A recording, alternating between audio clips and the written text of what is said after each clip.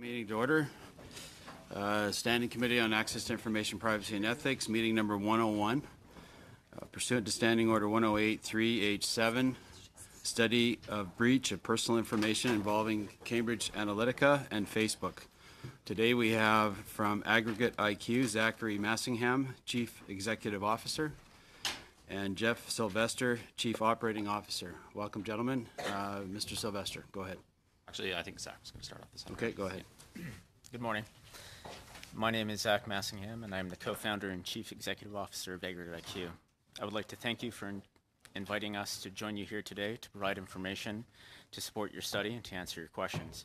I would like to start by sharing some information about our company. My idea for Aggregate IQ started in 2011 while working for a campaign. I saw there were a number of inefficient things that campaigns were doing, and learnings weren't being applied from one campaign through to the next. They were using paper to keep track of what they were doing. I created Aggregate IQ to provide IT services to help them use technology to campaign better. I purchased the aggregateiq.com domain name in April of 2011 and used Aggregate IQ as a trade name for my consulting work. In 2013, Jeff Sylvester and I decided to formally work together. We incorporated Aggregate IQ Data Services Limited in November of 2013, and today we just go by Aggregate IQ or AIQ. Given some of the testimony you have heard and some of what has been reported in the media, we thought it would be important to clarify a few things. We are not, nor have we ever been, a department or subsidiary of SCL or Cambridge Analytica. We are and have always been 100% Canadian-owned and operated. There were two people responsible for founding the company, and those same two people are responsible for the operations of that company, myself and Jeff Sylvester. All of the work we do for our clients is kept separate from every other client. The only personal information we use in our work is that which is provided to us by our clients for specific purposes. In doing so, we do our very best to comply with all applicable privacy laws in each jurisdiction where we work. We have never managed, had access to, or used any Facebook data allegedly improperly obtained by Cambridge Analytica or by anyone else. We are an online advertising website and software development company from Victoria, British Columbia. With determination, a lot of hard work, and with the help of our amazing team, we've had the opportunity to work on projects around the world, but we remain a small Canadian company. Thank you. Good morning. My name is Jeff Sylvester, and I'm the Chief Operating Officer and the other co-founder of Aggregate IQ. I'd like to tell you a little bit more about what we do, but before that, I would like to tell you what we do not do. We are not a big data company. We are not a data analytics company. We do not harvest or otherwise illegally obtain data. We never share information from one client to another, and we are not a practitioner of the so-called digital dark arts. As Zach said, we do online advertising, make websites and software for our clients. So let me explain that a little bit. During an election, politicians from all parties go out into their communities. They put up signs on busy street corners and on supporters' lawns. They do Burma shaves on the side of the road, waving at passing cars. There are coffee parties, town halls, debates, and countless conversations in doorways, on the phone, as you try to share your vision and your ideas for making your community and our country a better place. All of this, of course, while listening to your constituents, talking about what they care about most, and what we do is no different. It's just online. When we place a Facebook ad for a client, it's a lot like a Burma shave when you stand on the side of the road waving. You might measure the success of waving at passing cars by the number of folks that honk and wave back with a smile versus the number of those that might honk and use a slightly less appropriate wave. You might have an idea as to the number of cars that went by and how many were positive or negative, but you don't know who those people are, and it's the same with an online ad. You can choose to show your ad in a particular geography or to a general demographic, but you only get back how many times it was shown or how many people clicked on it. You don't know who those people are, and you don't have access to their personal information. Our employees are software developers and online advertising specialists. The software we make is the same as the tools that each of the parties represented here uses on their campaigns. There's software for helping go door to door, software for making phone calls, and software to send emails to remind people to vote. We also have reporting software to help show campaigns how they're doing along the way. These tools help candidates and elected officials connect with more people than they've ever been able to before. Now, instead of a quick handshake at a town hall meeting, constituents can have a meaningful dialogue with the people who represent them, whether they're at home, in Ottawa, or anywhere around the world. Having said that, while we do our best, we don't always get everything right. On Sunday, March 25th, we were alerted by the media to unauthorized access to a code repository. We took immediate steps to lock down that server, and indeed all of our servers and services, to ensure no further access was possible. During the process of locking down the server and investigating how the unauthorized access had occurred, we discovered that some personal information from voters in the US was inadvertently left in one of the code backups. Within a few hours of the initial report by the media, in addition to notifying our clients, we contacted the acting deputy commissioner from the Office of the Information and Privacy Commissioner of British Columbia, and we launched a full and thorough investigation. That investigation is still ongoing, but we're committed to examining every detail to see what caused that system to be modified to allow the individual access to that server. And as part of that investigation, we've sent letters to the individuals who gained unauthorized access to ask that they certify that they've deleted all of the information they obtained without permission. We're following the guidelines from the Office of the Information and Privacy Commissioner of British Columbia, and we look forward to following up with their office as our investigation progresses. That there was any personal information in our code repository at all was a mistake on our part. It was not supposed to be there. As the person ultimately responsible for that, I'm sorry. We've already put in place measures to prevent that from happening again. And as we complete our investigation, I anticipate there may be additional recommendations and improvements that can be made. The federal and provincial privacy commissioners may also have recommendations, which we welcome and will act upon. We are committed to ensuring that this investigation is done thoroughly and done right. In closing, we have built a successful tech company in Victoria, British Columbia. We've employed and continue to employ many highly educated young people, and we're proud of what we have built right here in Canada. There are a lot of misconceptions about the modern use of advertising for political and other purposes, and to the extent that we can assist the committee by explaining what actually happens and how the technology is used, we're committed to doing that. I would like to thank the committee for inviting us here today and for its important and valuable work, and I too look forward to your questions. Thank you. Thank you, gentlemen. First up for 7 minutes, Mr. Erskine-Smith. Thanks very much. You're on record saying that AIQ has never knowingly been involved in any illegal activity, but given what you know now, do you have any reason to believe that AIQ was unknowingly involved in any illegal activity in the past? No. Dominic Cummings, the director of Vote Leave, is quoted as saying that, without a doubt, the Vote Leave campaign owes a great deal of its success to the work of Aggregate IQ. We couldn't have done it without them. How much was AIQ paid by Vote Leave? We were paid for, we invoiced the amount for all of the advertising, but we were paid approximately, I have to think, it was about $140,000 altogether. Yeah. 140. So I've got here an expenditure claimed by Vote Leave in the amount of 2.7 million pounds. Correct. That's for the advertising as a whole. Other than the amount that we talked about, the vast majority of that was for advertising. So that would go directly to like through us to places like Facebook and Google. So when I said how much was AIQ paid by Vote Leave, the answer was 2.7 million pounds, but the profit being different. Oh well, no, that's not. Yeah, that's not profit. So and that's where you were paid 2.7 million pounds, but you directed a lot of that ad spend to other parts. Correct. Okay. Yeah. Who was your point of contact at Vote Leave? At Vote Leave was the director of digital operations. And the name? Henry Dezout. And where did AIQ obtain the data it used to profile and target voters in the course of the Brexit campaign?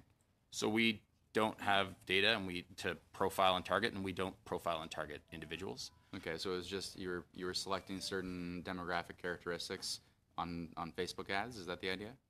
Generally, yes. So the campaign provided us with the information on who they would like to, from a general demographic sense, who they believe their target audience was.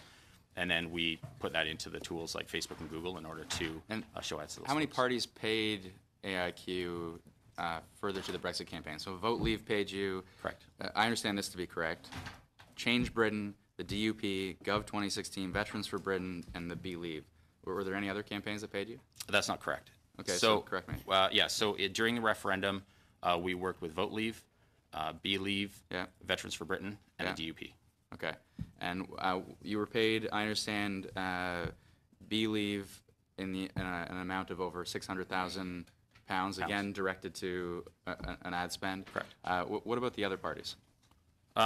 With Veterans for Britain, it was about £100,000, and the DUP was about £32,000. Okay. And where did you work out of?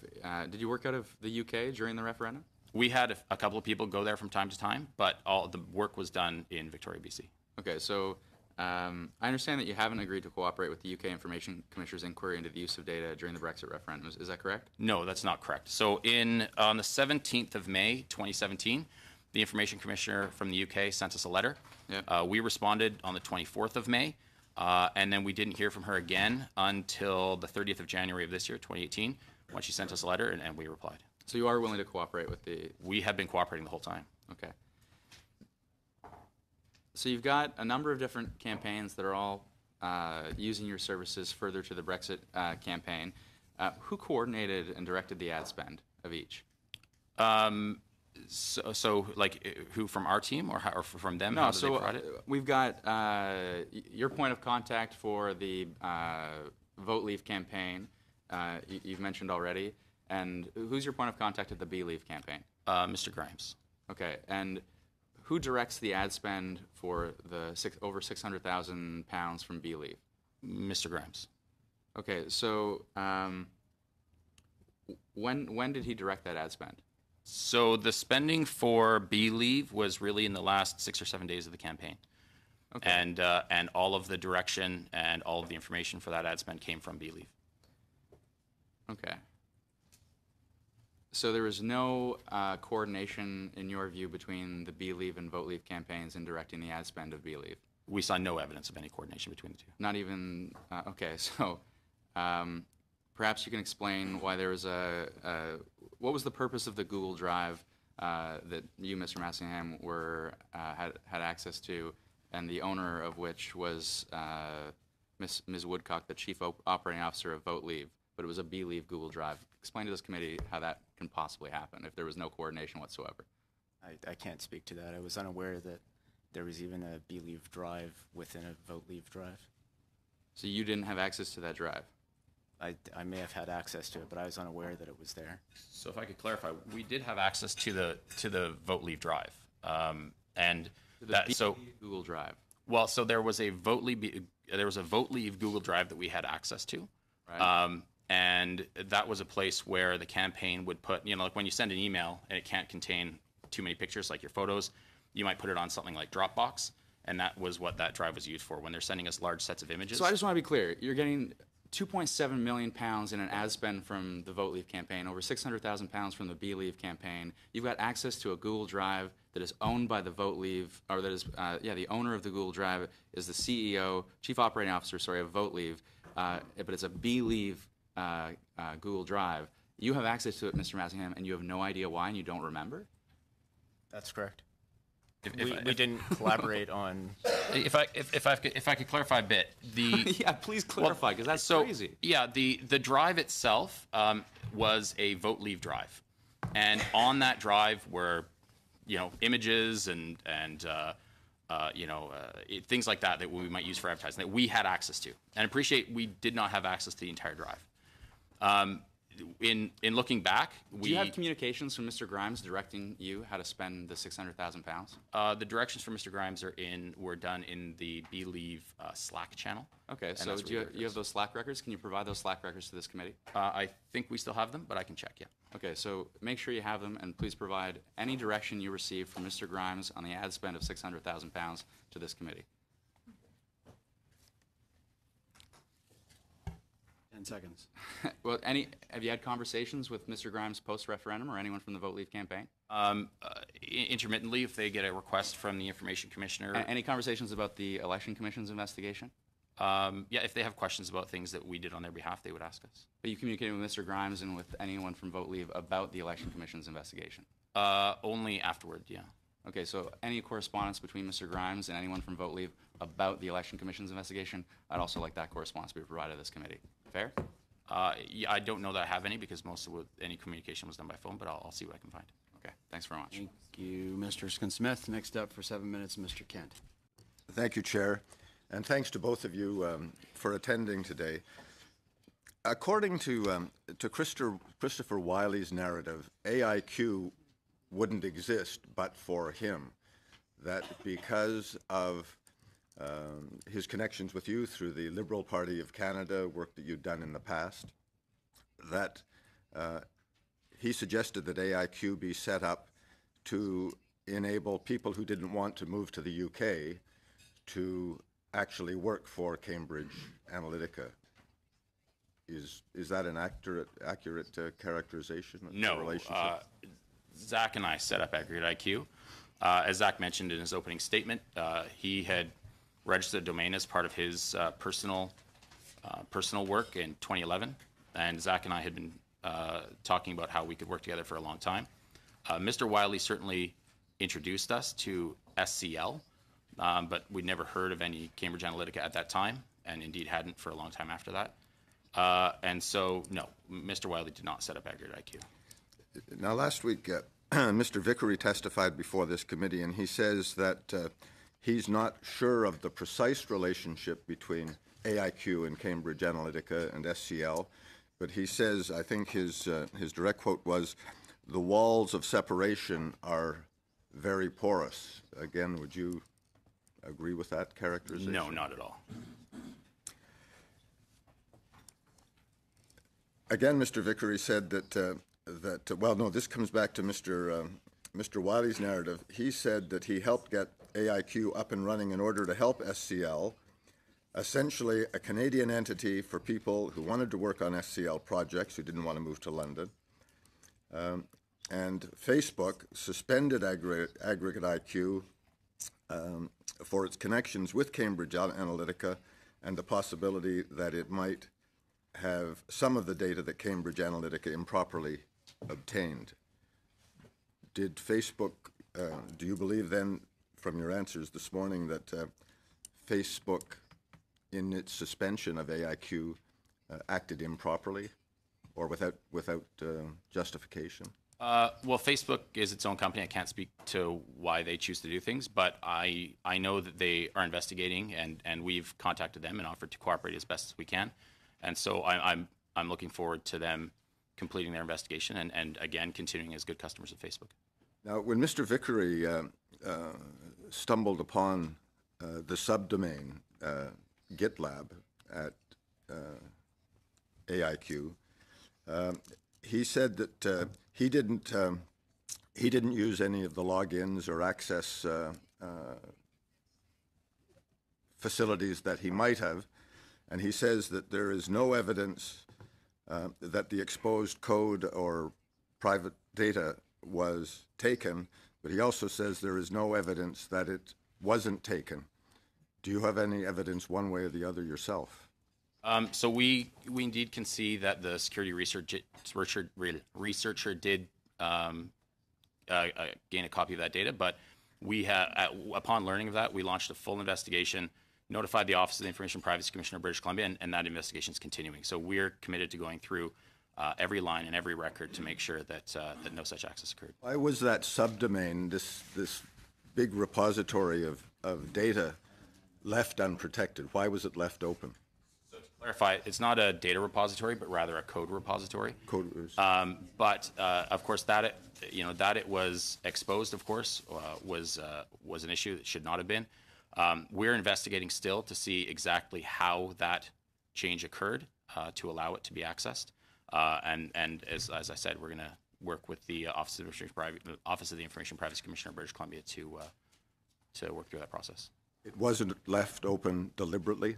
Oh, no, not at all. I mean, a skeptical person, a suspicious person might say that while your company might not have improperly used information or manipulated information or mined information, that by leaving it open and by leaving all of the access codes and logins available, that others could have freely misused that information? The information that was in there in terms of access, much of it were dummy codes. There were a couple that were not, but as soon as we learned of the access, we secured all of those servers, changed all of the codes, and we have no records of any access to anything else other than the code repository. And as I said, we're going to work carefully through this process, following best practices and the guidelines from the Office of Information Privacy Commissioner. Again, one knows that that those who work in the digital world have original senses of humor, but one of the page grabs from that subdomain has a file called ephemera with a subtitle saying, because there is no such thing as truth. This was attached to the U.S.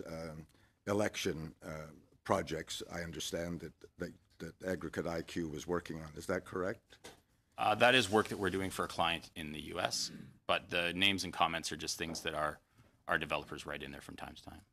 And while you say today that you weren't handling improperly harvested Facebook data, did you work with the Amazon platform Mechanical Turks in your massaging of data that perhaps had been processed from Facebook through that Amazon site?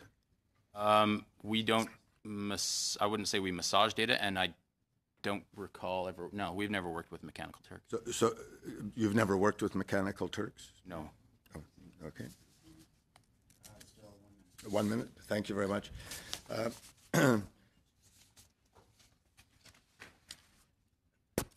Again, Mr. Vickery said that within 11 minutes of him notifying federal authorities of that subdomain, the site was shut down. So it was that instant. He also says that in his testimony that I can find his, that he had found evidence of cryptocurrency on your website, and that too has been taken down. Can you explain why? So the cryptocurrency project is a project we were doing for a client. They had asked us to create a token, a token sale. And a token is something that's attached to the blockchain. And it's a rather complicated topic, but in short, it's a way that they can keep track of folks who might be interested in their project. And right now, that project is not launched for that client because they're working with their legal team to make sure they're meeting all of the British Columbia Securities Commission and the American Federal Securities Commission guidelines for such sales. Okay. Thank you, Mr. Kent. Oh, thank you. Done. Yep. Up for 7 minutes, Mr. Angus. Thank you, Mr. Chair. Thank you, Mr. Sylvester, Mr. Massingham. I'm very interested in how Aggregate IQ obtained is it $5 million in contracts on the Brexit vote? Mr. Massingham, did you get those contracts through SCL? No. I'm just interested because when I look at the SCL Commercial Elections and Social Group Management, you are listed as the head of SCL Canada. So did you go rogue on SCL? Because No. no, That we were never a part of SCL. you're never a part of SCL. Well, you do realize that what you testify here is like testifying in court, Mr. Massingham. You can't make things up. I do. Okay, so I'm looking at their Trinidad, the agreement with SCL Group Trinidad on what work they will do, and it's AIQ that's going to deliver for SCL. I'm looking at their American elections pitch, and the key team members, number 1, number 2, Zach Massingham, Jeff Sylvester, SCL. I see their elections group management, head of SCL Canada, Zach Massingham. 4 spots to hire IT engineers, AIQ to hire, AIQ to hire, AIQ to hire, AIQ to hire. So, you're not part of SCL Canada. No. You aren't SCL Canada. I am not SCL Canada. Would there be any reason that you would take the fall for SCL? Because you've damaged your reputation substantially, don't you think, with this international crisis? Why would you guys take the fall for SCL? If I could speak to that. Mr. Massingham, he's listed as the head of SCL Canada. You aren't, so just trying to get a sense. Sorry, I'm not a part of SCL. Okay. So you received 40% from the Vote Leave campaign. You worked with the Democratic Unionist Party, Veterans for Britain, and Believe. Believe was a marginal students group that had an email contact list of less than 1,000, and yet they were given £625,000. They're under investigation in the UK for possibly circumventing the electoral finance limits. Do you believe that they should be under investigation? No. I mean, the investigation is, by the Electoral Commission. Of course, the Electoral Commission contacted us last year. It was around, where was it here? The March of 2017. And we answered all of their questions with respect to our relationship with Believe and with Vote Leave. Okay, so it's really interesting. So Believe is this marginal students group that gets funneled £625,000. Now, if I was a student activist, that would be a lot of money for me to use. And yet they contact this group that's this Canadian company that's above an optometrist shop in Victoria and give them the full amount. And now that full amount of money was directed to ads in the last 6 days of the campaign. That would certainly be a way of circumventing the electoral financing limits. Do you not agree? No, I don't agree with that. You don't agree? Well, it's interesting because Christopher Wiley is on the record, and he gave testimony, and like I said, testimony is supposed to be true. And he said he asked you if you were siloing your work because you had all these interconnected campaigns, interconnected financing, and interconnected Google Drives. And you said, Mr. Sylvester, quote, absolutely not. It was just one common ad program. That would be illegal, would it not? Sorry, I don't know. I said, when did I say that? That's what he says you said. He said, they conceded to me, and this is a verbatim quote, and I stand by it. I remember Jeff Sylvester telling me what you were doing was, quote, totally illegal. So I did have a conversation with Mr. Wiley in April of 2017, well after Brexit. Mr. Wiley and I have known each other since 2005.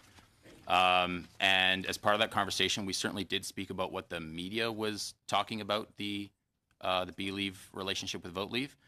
I've never believed that what was going on was illegal or that anything that we did was anything but above board. Okay, but I mean, you could see how strange it looks that there was campaign financing limits and all the groups that were given money who seem to be fairly marginal names funneled the money to your company to be used in the ads. You shared the same Google Drive between these. And they are under investigation for evading the electoral limits, and it keeps coming back to aggregate IQ. Mr. Wiley also said that when he talked to you and had that conversation where he said that you said what was happening was totally illegal, that the two of you found this whole thing amusing, which I find is an interesting word, because he said, you have to remember, this is a company that has gone around the world and undermined democratic institutions in all kinds of countries. They could not care less as to whether or not their work is compliant because they like to win. So I want to go back to SCL then, because I'm looking at the SCL group's contract of which you are part of, and yet you say you're not part of that. So how could you be listed as a partner in doing work in Trinidad and Tobago through SCL if you're not connected with them? We have done work for SCL, and we've not hidden that. We did a few projects for them starting in 2013 and ending in 2016. And for a few of those projects, we signed some contracts with SCL to do that work, but we're not a part of them. Okay, We're would you say that that work was totally legal? Because I see getting internet service provider log files. Mr. Wiley says that you go around the world doing illegal work, and that's what you did in Brexit. How would you assure us that the Trinidad work was legal? All the work, the work we did in Trinidad was two things. One, to make a political customer relationship management tool for the client, SCL's client there. And the other part was to provide SCL with information on popular websites in Trinidad and Tobago. But that's not what it says here. It says that what you were doing was gathering data for them that would include internet service provider log files. That's a very specific kind of work, which to me would certainly be questionable whether it's legal. You were doing that contracted by SCL. Yeah, the information that we provided to SCL was simple, commercially available information on which websites in Trinidad and Tobago were popular amongst folks in Trinidad and Tobago. So Mr. Nix was not involved with you in the Brexit campaign? Because, again, I just find it so odd, and nothing against your company, but, you know, you're set up above this optometrist shop in Victoria. Nobody's ever heard of you. Your only access through a website is through SCL Canada link that apparently you say you're not. And yet you got 40% of the Brexit contracts. You got all these front groups that were set up. The money was funneled to you. I'm just amazed that you guys have those connections. How did all that happen? So to your first point about our website, we've had a website since before we were even incorporated, and I know that because I made it. With respect to how we got the work from Brexit, we submitted a proposal to the Vote Leave campaign. And that was at the beginning of, or end of March, beginning of April of 2016. And within a few weeks, they selected our proposal, and we started working for them once they became a designated campaign. Leave. Thank you, Mr. Believe came at the end of the campaign. They contacted us, and we did the work. Thank you. Thank you, Mr. Angus.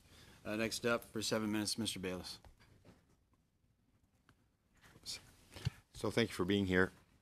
First of all, I wrote down to get an understanding of your business. You said you work with different campaigns, correct? Do online advertising, make websites, digital marketing, these type of things? Correct. And do Facebook ads for clients? Correct. Software for door-to-door, phone calling, emailing, that general type of stuff thing. that all Correct. campaigns work, yeah. Is there some specific skill set that you have or some access to a database that would make you stand out? I assume you have a lot of competitors, even here in Canada. Would that be fair to say, let alone in the United States, Europe, and that? I can't say in terms of the number of competitors. It's not a huge space in terms of the work we do. And to your question about big database, we don't have big databases of data. We don't keep data. The only You don't data have any database that would be unique to anybody saying I need to use AIQ. No, the information that we get is from clients for provisioning of service to that client specifically. So okay, fair enough. Who are your competitors just in Canada? You've been in business for, you said 5 years ago you incorporated. You must know your Canadian competitors. We don't do a lot of work in Canada, so I didn't say you did. I asked who would be your competitors because you're obviously bidding on Canadian opportunities too, I assume. I mean, I wouldn't say bidding. It's not like a public bidding process. From time to time, someone might suggest that so-and-so is looking for digital advertising, and then we submit a proposal to them and talk to You them. go and see them in that, right? Yeah, and then we'll see them But talk about it. you make a proposal and you hope you win the business over someone else, right? Yeah, typically. Okay. And same thing happened in the United Kingdom. You said you made a proposal. I assume other people's made proposals. To our knowledge, yes. Yeah. Okay. So what I'm going to try and ask then, you did work for 4 leave groups, Vote Leave, DUP, Veterans for Britain, and Believe. Did you do any work for any of the Remain campaigns? No, we did not. Okay. So you did work for 4 of the leaving campaigns. What would all 4 of them bring them together to you? Did you have an amazing website? What was it that brought them to you? I can't speak on their behalf. I just know that with respect to Believe, they contacted us. I'm trying to think in terms of the others. I think we may have reached out to the organizations and suggested that they work with us, and then had a conversation. Someone suggested that they work with you? No, we suggested that they work with us. Who you suggested? Believe? You called up Believe and you said, "Hey, maybe you should work with us." No, Believe contacted us. They found us. They called you up. And what about? Well, they emailed us, Okay, yeah. fair enough. What about Veterans for Britain? How did they contact you? With Veterans for Britain, I think we reached out to them, and again, this is a long time ago. So, but then they contacted us by email. The DUP. I don't recall the exact specific. It was introduction. It was just an introduction from someone who we'd talked to. And no one introduced you to the Remain? You seem to be pretty strong in the Britain market. No one said, hey, these guys are really good? No. Okay. So you don't have any unique skill sets unless I missed something, and you've got 4 of these Remains that somehow came to you. Was Mr. Wiley involved in any of those? No, as I mentioned earlier. He didn't no. put you in touch with anybody then? No. So, and you didn't ask the Believe, by the way, how'd you hear about us? Did you ask that question? Just curious? No. Okay, so you didn't ask that question. With respect now to the amounts that Believe was transferred to 625,000 pounds, that full amount made its way to you, though it wasn't your profit, it was to buy ads. Correct. Okay. And there was no coordination to your knowledge between the DUP, Believe, Vote Leave, and Veterans. There was no coordination between those groups. We were not aware of any No, any coordination between any of those groups. What specifically did you do different for Believe that you did not do for Veterans for Britain? What things differently did you do for them? I don't think we did anything differently for any of Oh, them. Really. okay, so they called you up and there was no coordination. You did nothing different. They said, we'd like you to do ABC, and guess what? These guys called you up and said, we'd like you to do ABC again. In terms exactly the same thing. In terms of, do you mean in terms of how the ads were placed, or just specifically the type of work we were doing? Both the type of work you were doing, what in the type of work you were doing was different. So with respect to Vote Leave, the type Not of work... Vote Leave. I asked just about the other 3? Believe, yeah. So with Believe and Veterans for Britain and the DUP, we were doing online ads for them. And did you do online ads for Vote Leave? We placed online ads for Vote Okay, Leave. so in that one there, you did online ads for A, B, C, D, all 4 of them. So you're doing the same thing. Yeah, I mean, that's what we do. You did, but no, you do a bunch of things. You said you do door-to-door knocking software. We don't do the door knocking. So we create... You create the software, but We create you didn't software to sell. help You them. didn't sell them software for doing door-to-door. No, we also did a little bit of But you didn't website. sell any one of them door-to-door software knocking. No. Okay. Did you sell any of them to make a new website? We did some website work just as part of the online advertising for Believe and for Veterans for Britain. So you there's did some the same simple- thing for Veterans for Britain as you did for Well, I wouldn't say they're the same. They are websites, but they're not the same websites. Yeah, they had different names, but the same background work. I mean, website work is fairly standard. That's what I thought too. So what different did you do? Because there's been no coordination to your argument behind it. You have no specific skills that you've said. You haven't said, look, Frank, we can do this that no one else in the world can do, or we have this amazing database that no one else in the world has. We have done no coordination. You get contacted. You don't know why Believe called you up. They just called you out of the blue. Fair enough. It happens, I guess. And they asked you to do exactly the same thing for the same amount of money that they've just been transferred. What specifically different did you do that would tell me that they were at least had say, you know what, you've done something great here. We don't even know. Theoretically, they don't even know, right? Because how would they know, unless they coordinated, that you were working with Vote Leave?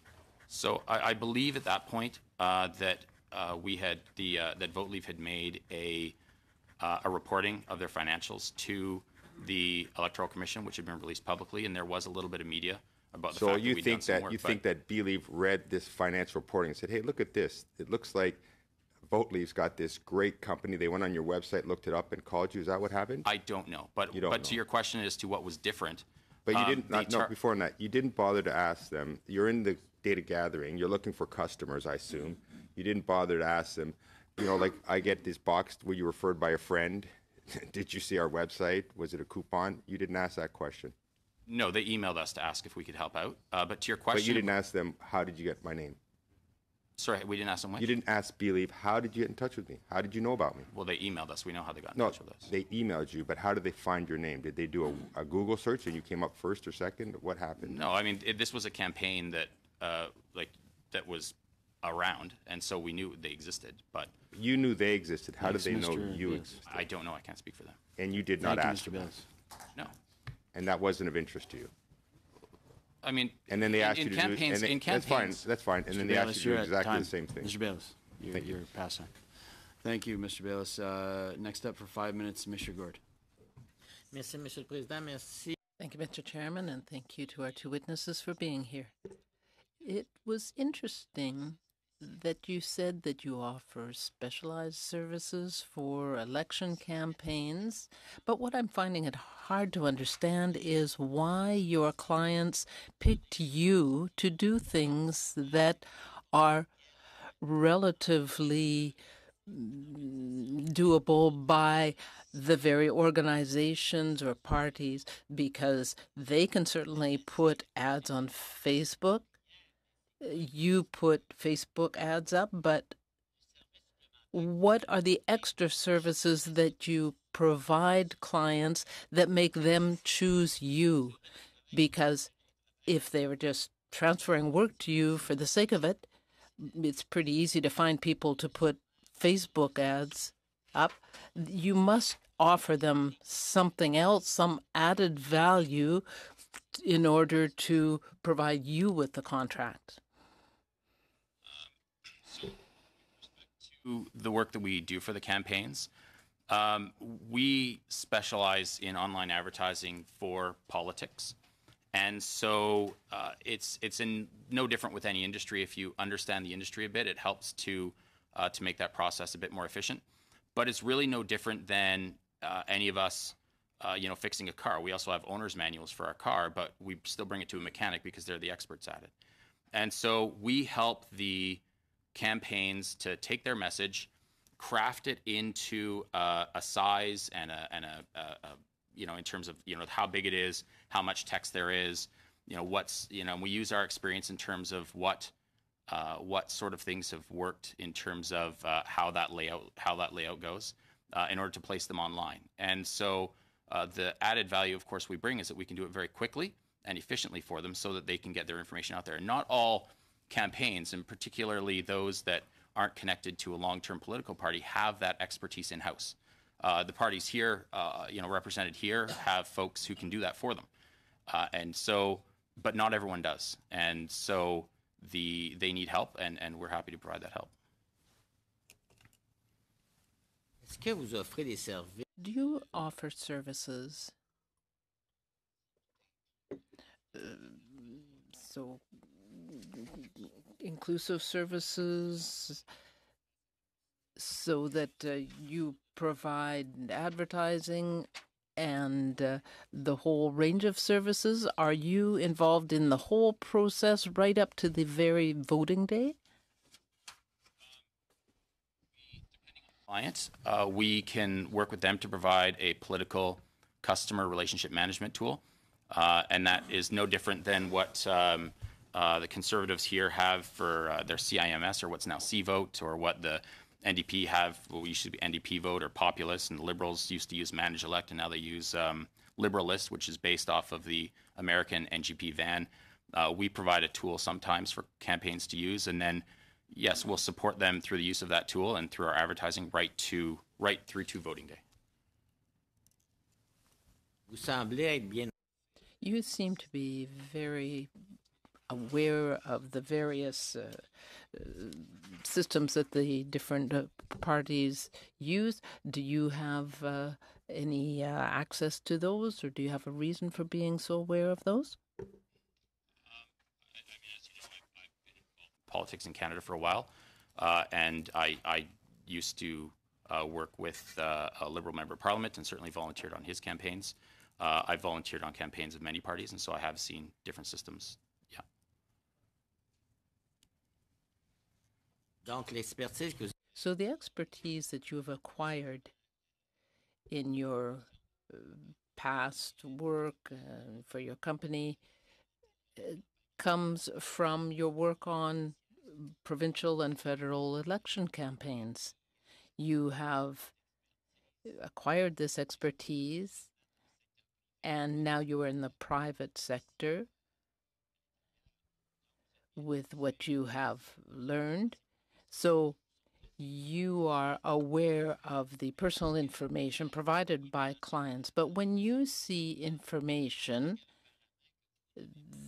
that now you're saying that you don't have your own databases, but you work with clients' databases. So those databases could have personal information that should not be made public. So what do you do with the information in those private databases? Client provides us information. It's typically for two purposes. The information they provide us might be information on of the voters in there, the registered voters in their area, and this is information that when all of you become registered candidates that you get access to from Elections Canada. In the United States, they get it from their county or from their state. This is your basic contact information of who's registered. When we get that information, and if we're providing a political customer relationship management tool, we'll help them load that into that tool so that they have a way of keeping track of who's deciding to vote for them or not.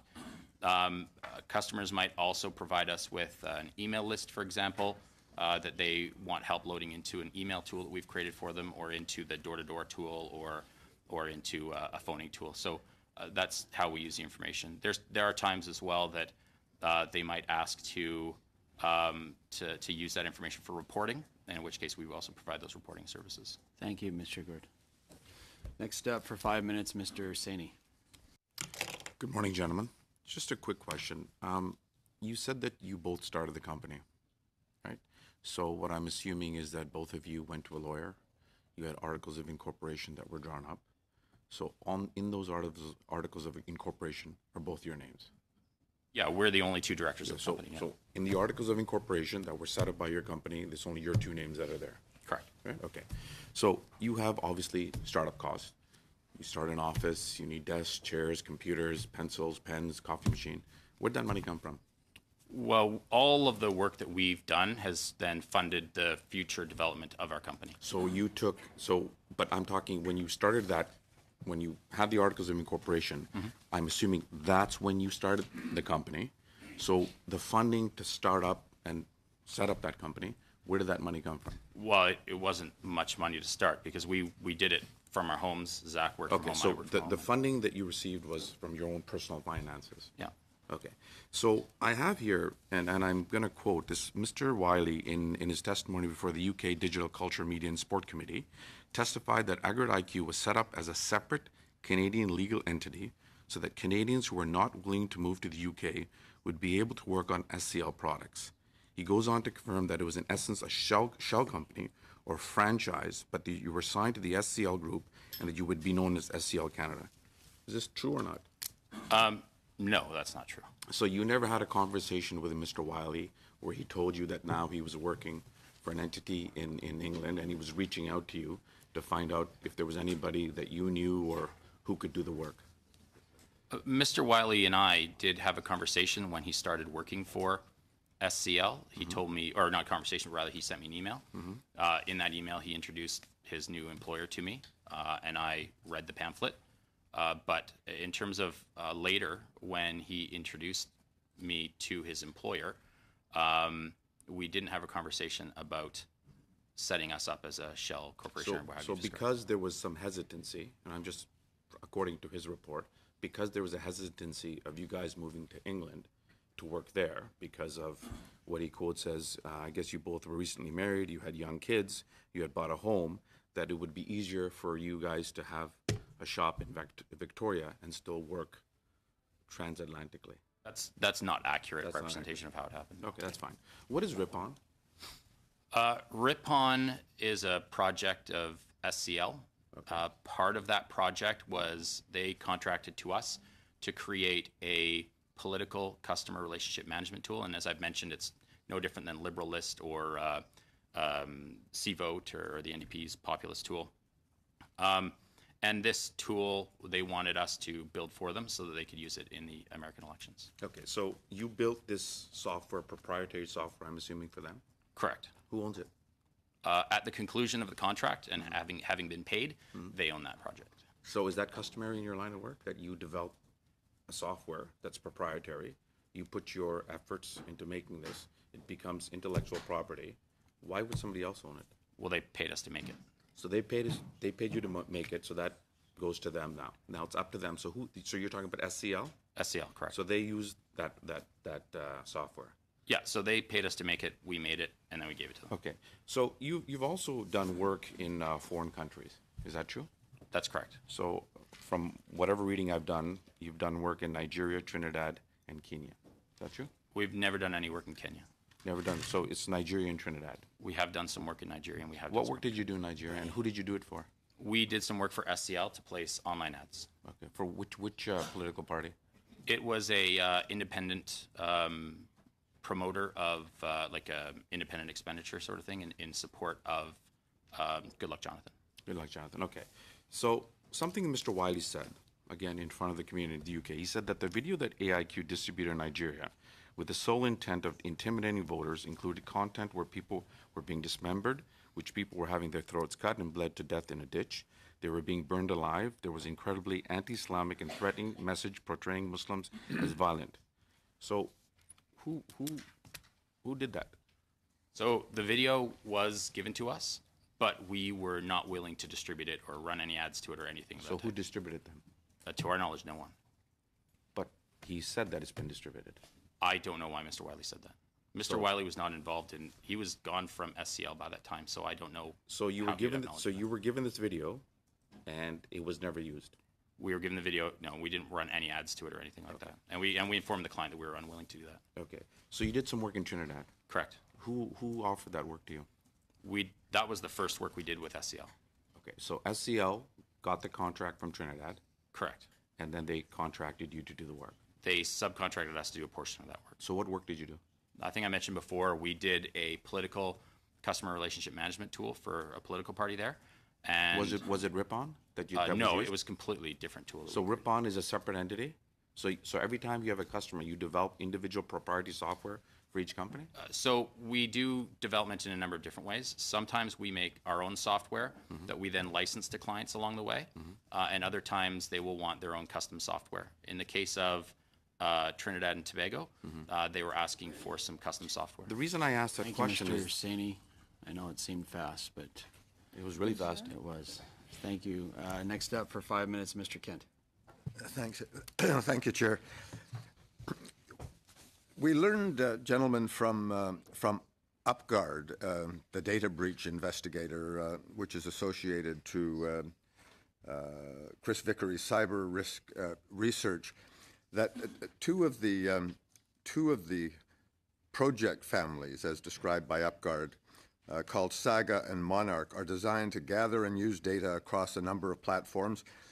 Saga seems quite innocent and similar to programs that are used by political parties in perhaps a less sophisticated way, which is intended or able to automate the creation, analysis of targeting of ads in a way that would make it easy for a small number of people to manage a large number of Facebook ad accounts.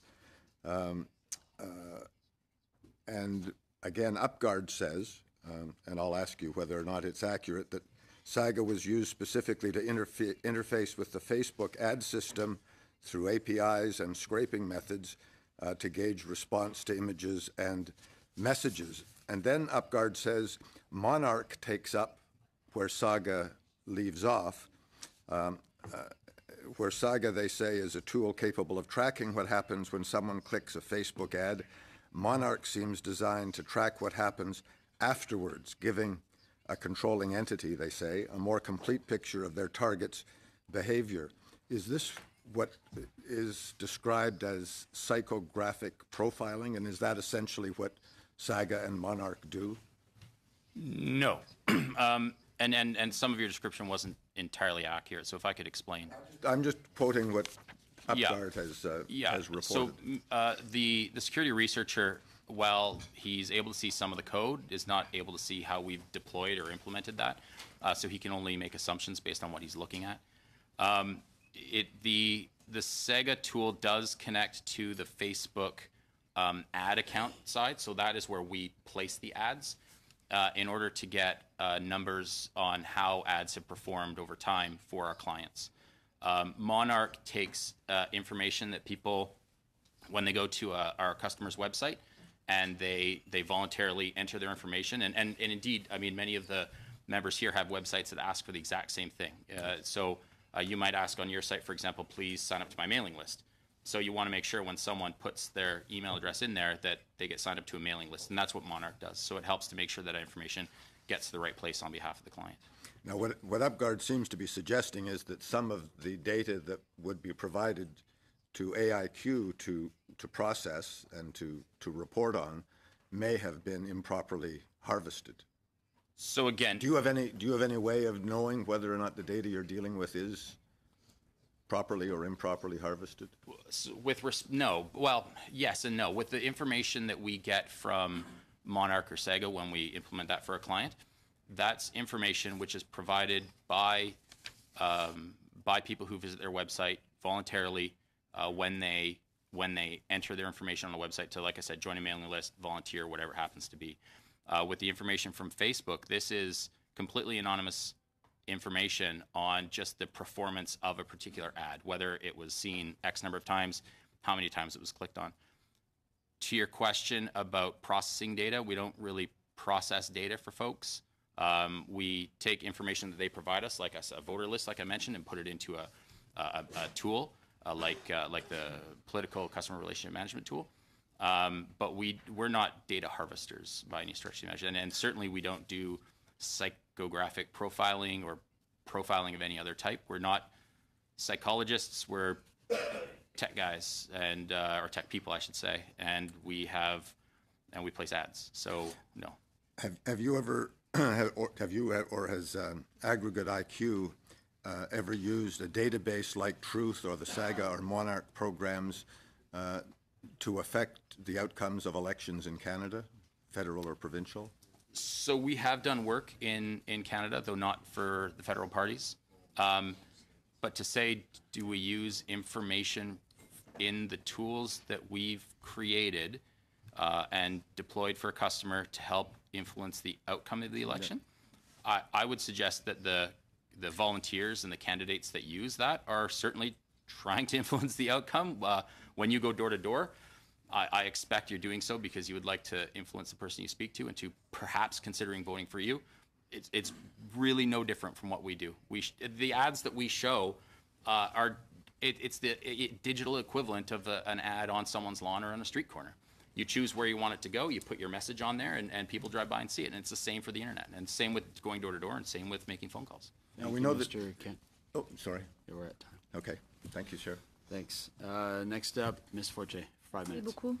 Merci, messieurs, d'être ici. Thank you, and thank you to both of you for being here. My question is for Mr. Massingham, because you haven't had very much to say, so I would like to hear a little more from you.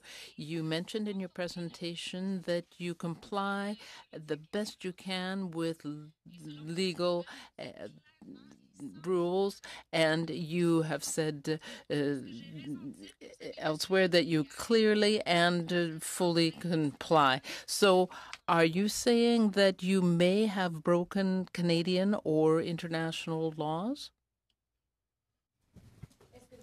Tu as un avis légal? Do you have a legal opinion on that? I'm not a lawyer. Vous n'avez pas reçu d'avis légal avec ça? So you haven't received any legal notice or opinions on your situation? Probably speak to that better than I can. Vas-y, Monsieur Sylvester, si vous avez plus d'informations que votre... So, Mr. Sylvester, could you share with us any information you have, please? As the Chief Operating Officer, I'm the one that's responsible for our compliance with privacy and information laws wherever we work. If we encounter a situation that's different from what we're used to in Canada or the United States, then there are times where we will seek a legal opinion.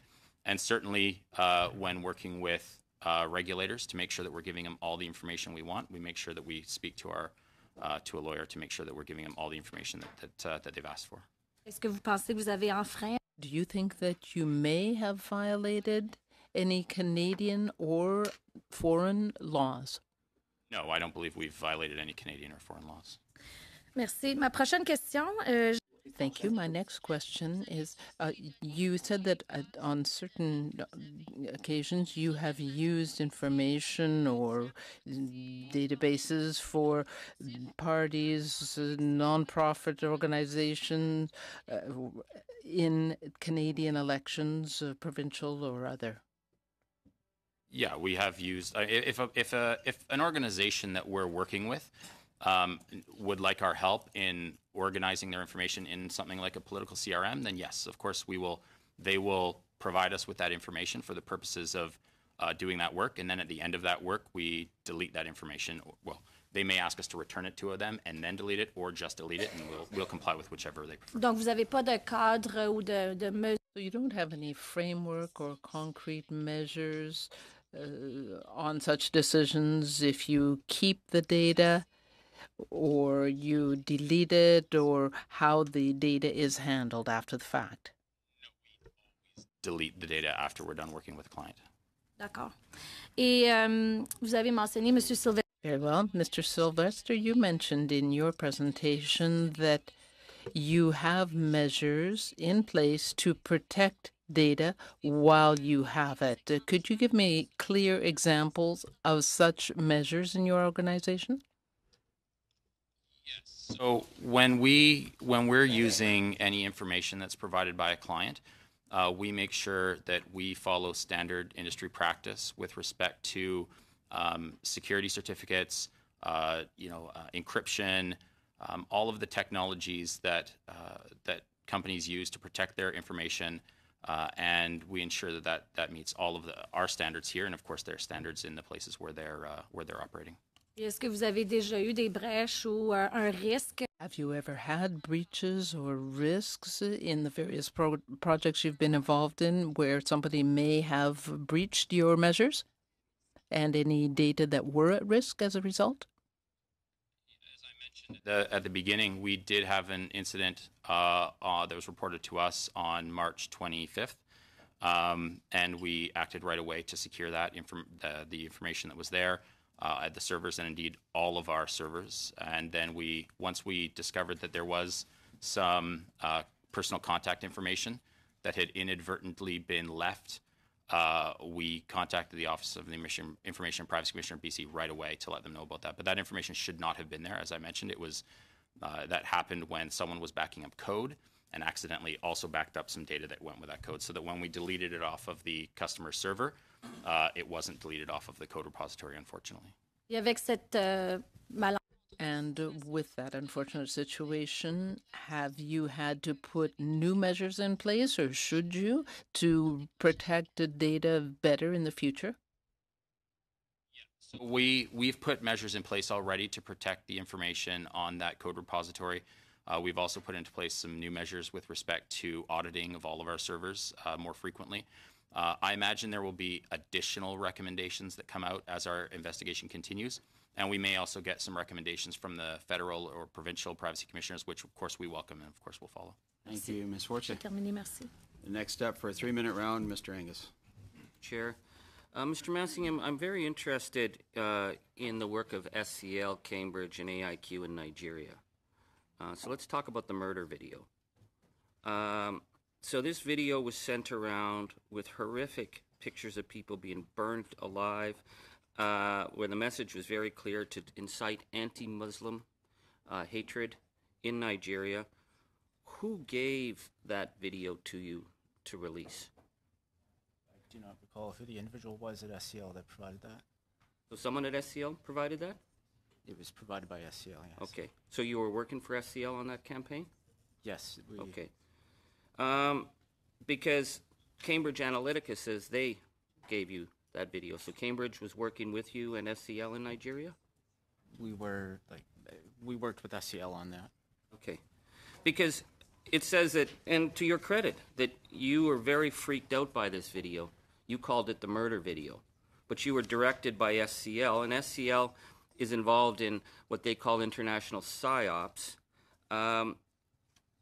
And Christopher Wiley explains the reason that SCL is so interested in these international campaigns. He says, you don't make a ton of money working on politics, particularly on a small island nation, for example, Trinidad and Tobago.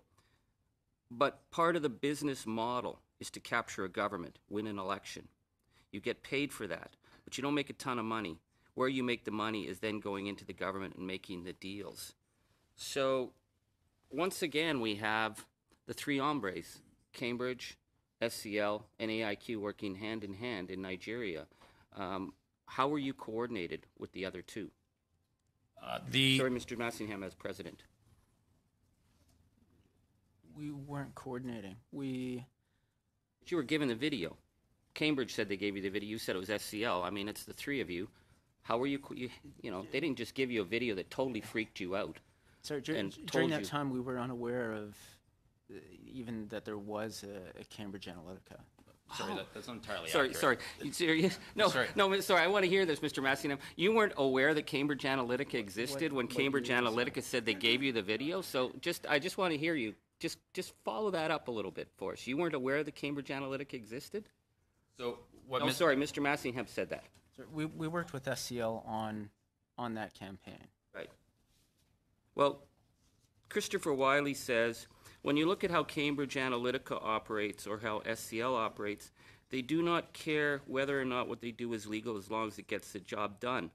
And he said that AIQ, quote, inherited a lot of that company culture, which is a total disregard for the law. So, working in Nigeria, where Cambridge Analytica says they turned that murder video over to you, you said you weren't aware that Cambridge Analytica exists. Is that correct, Mr. Massingham? I may have misspoken there, but we worked for SCL during that election. So what was your relationship with, did you know Cambridge Analytica was in Nigeria trying to undermine that election? I did not know. No, you did not know. Okay, Thank you, Mr. Angus. thank you. I have a question. Just at the end of this round, I think a lot of us are concerned about third-party influence, and we're concerned about, we have certain laws about spending limits in campaigns. And you've been accused, this is a quote from Mr. Wiley, aggregate IQ was just used as a proxy money laundering vehicle. It said, Mr. Wiley said. So, was aggregate IQ a proxy money laundering vehicle for the pro-Brexit campaign, as Mr. Wiley said? No. Mr. Massingham. Okay, thank you. We'll go up for the next round. We're going to start off with Ms. Vandenbelt for 7 minutes. Thank you very much. I'd like to go back to the relationship between you and Cambridge Analytica and SCL. And now you're saying that you are a separate company, but you have done work with them. So was this a subcontract? What was the nature of the contract that you had with them? So we did, as I mentioned, we started work with SCL in 2013, and we did that work in Trinidad and Tobago. And then in 2014, they asked us to make a special American political CRM, which we've talked about, and we did some online advertising for them along the way as well. When we finished working with them in 2016, we have not worked with them or contacted with them since. And so this was just a very straight up, you were subcontracting, do they refer people to you? Clearly you have personal relationships with some of the key people there. Well, we had a personal relationship, I had a personal relationship with Mr. Wiley previous to his introduction to SCL, but he left SCL in 2014. We continued to do some work for SCL until 2016. But typically what would happen is they might have a client that wanted services that they needed help in terms of software development or online advertising, and then they would ask us if we would like to help them with that. So have you received data sets from Cambridge Analytica? Sorry, received which? Data sets. Have you received, you mentioned a Google Drive that you had access to, but have you received data from them? From Cambridge? Well, we work directly with SCL. During an election, just like with any regular candidate, if there were like a political CRM that we were supporting, then they might provide the voter file list of registered electors for that particular campaign, and then we would load that into the political CRM for them. Okay, because Mr. Vickery, when he testified, talked about certain electronic fingerprints, IDs, the ID number of a piece of data, or the listing of somebody as a client, and suggested that it made the relationship look like it was the same company or the exact same data set as opposed to two separate data sets. Well, the only information I don't know what the researcher was referring to there, but I can say that the only information we've received from SCL in provisioning of services for SCL was specifically for those clients that we were or campaigns that we were assisting. Okay, and you mentioned that you don't have a data repository, but we certainly have databases that we use, but we don't retain any personal information from one campaign to the next. And when a campaign or a client stops working with us, we delete all of that information. So we sometimes we provide the tool or the platform, like a political CRM for a customer. And during that time, that does have personal contact information in it. But then once the campaign is over and our contract work is done, we delete that information. And you've never transferred that information to any outside source before deleting it? No, we don't transfer that information to anyone other than back to the people who provided it to us. Now, in addition to the actual data, obviously a lot of these Facebook profiles are used to create these psychosocial behavioral profiles. Have you, Cambridge Analytica, according to the media, had 30 million of these psychographic profiles. Did you ever have access to those profiles? When SCL, again, like SCL is the one that we were contracted to, so when SCL provided information to us for voters during elections in the U.S., it did contain some scores or rankings in that information, and some of that was, like, for example, a turnout score. Turnout score might be something that you use to go when you're going door to door to see who you should go to first or last based on how many elections a person has voted previously. And in the U.S., of course, voter turnout in elections is public information, but it also had 5 rankings or scores for personality in it. So these scores, would you have ever used these scores for other clients in order to determine which ads to target to which people on Facebook? No, not at all. Is No. it possible that any of that information would have been used by others through you? No. Okay, so you're saying that none of this information was, when you're targeting for who you're going to advertise to, this is just done by whatever the client says, I want someone in this region. There's absolutely none of these psychosocial profiles being used in terms of determining who to target ads to.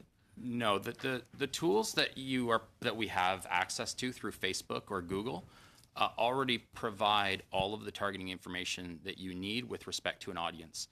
With Facebook in particular, you can target based on geography down to a postal code level. You can target an ad based on the general demographic characteristics, so male, female, general age category. And you can also target based on an interest category. And that information is really all you need in order to create an advertising campaign, and that's provided to us by the clients. Do you still have any of these scores in any of your databases? No. So you haven't kept any of either the data itself, the scores, any of these profiles? No, and we haven't. We're not a data company, so we have no interest in any of that. Okay, and you haven't shared that with anybody or, No. or received or transferred? No. Okay, when you're working, you're in Canada, but most of your work is outside of Canada. Correct. Which laws apply to you? Is it Canadian law or is it the law in the country in which you're working? When we're working with any client, we follow the laws in Canada and the laws that they have in their jurisdiction.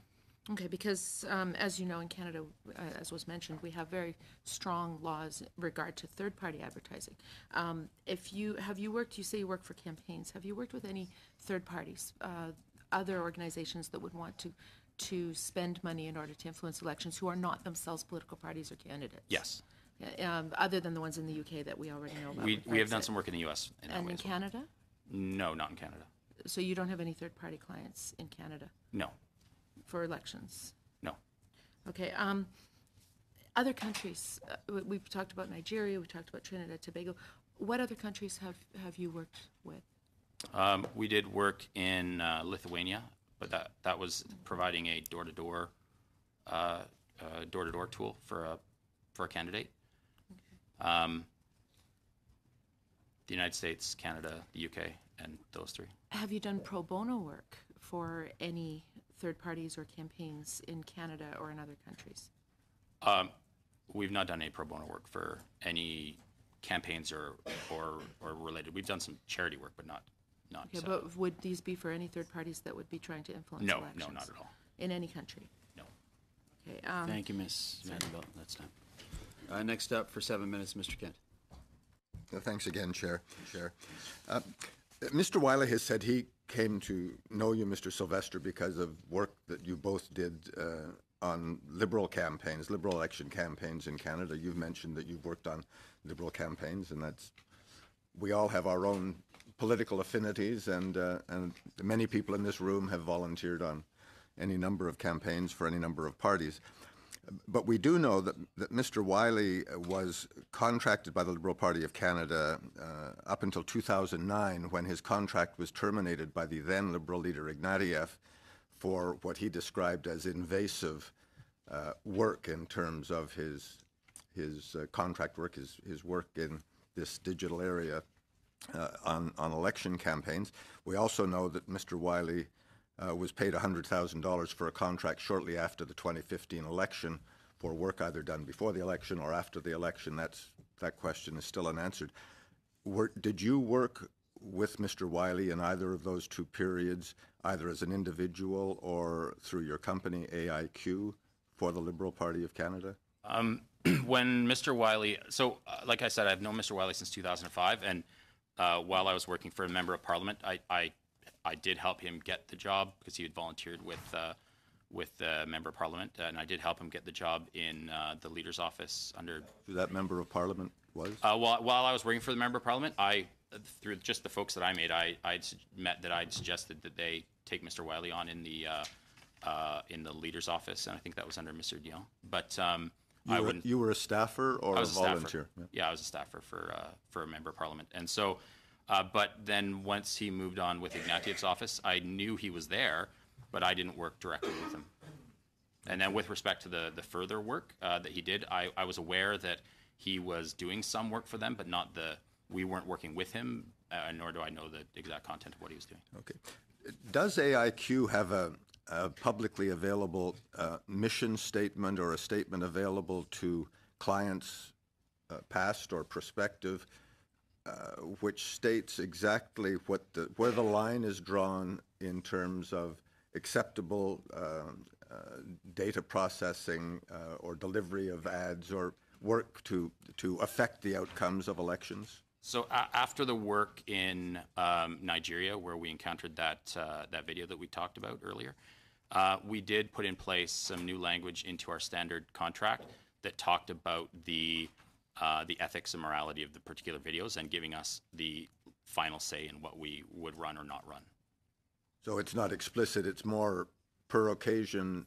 If you come upon something that you find ethically unacceptable, you draw the line with that client. Exactly.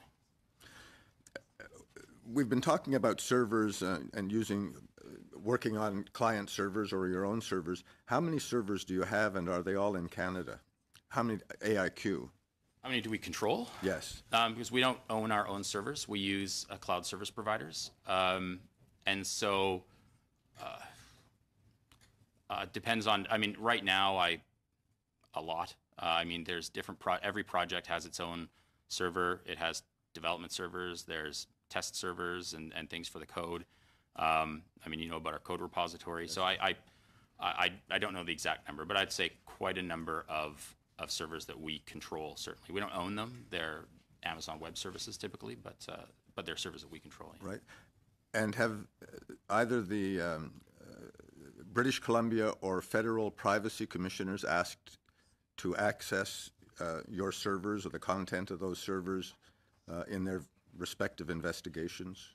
Those we've been cooperating with the Office of Information Privacy Commissioner of British Columbia, and indeed we suggested that we go and meet with them and talk to them about all of the work. They've asked us lots of questions, and we provided all the answers. They followed up again just when we came here, and of course we'll be responding to them very shortly. But they've asked us in the latest letter. They've asked us a number of things which I haven't had a chance to address, so I couldn't say accurately if they've asked for that. Previously, though, they've asked us about the information that we hold, but not for the specific information that we hold. So they haven't yet asked.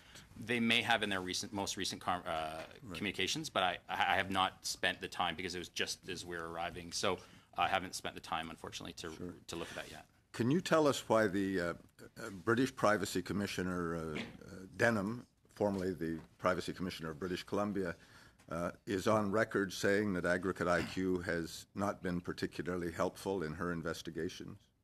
Well, I don't know why she would say that. Like I said, we received a letter on the 17th of May in 2017. We responded in about a week and offered to answer any other questions or provide any clarification if we could. Then we didn't hear from her again until January 30th of 2018.